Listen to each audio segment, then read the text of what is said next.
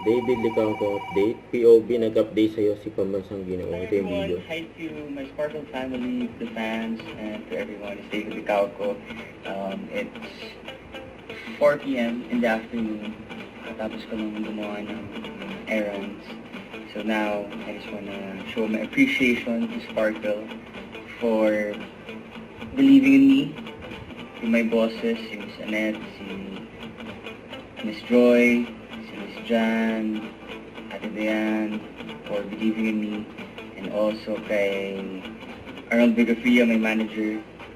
Thank you. And to the fans, of course, to David Troops, to David's Advocates, lahat ng David fan groups, maraming salamat for supporting me throughout the years. And of course, to Barda officials, maraming salamat. Wala ako dito sa posisyon ko kung wala kayo. And sa lahat ng mga tumulong sa akin along the way, maraming salamat. Yun, sana manood ka na Never Say Die, 8:50 p.m. Hope to see you guys soon, and I love you. Yun o. Yung gwapang David o. Saka ito pa, sa post ni Empoy, sino daw mas gwapo sa kanila? Si David ba o si Empoy? Grabe naman na. Ayun pa, yung workout ni David, kasama niya si Vince. Tapos galing pa nga ni David o. Ayan, pinasok yung chopstick dyan sa bote.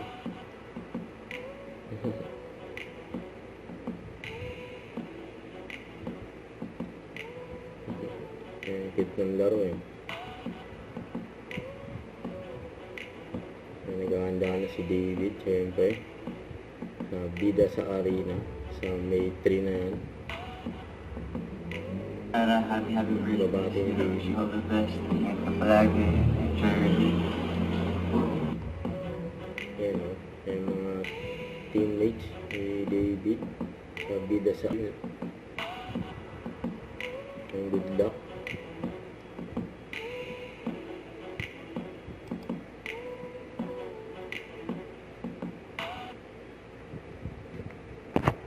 Don't forget to subscribe, click the notification bell for more update. This is Victor the Action Light. Stay tuned for more videos.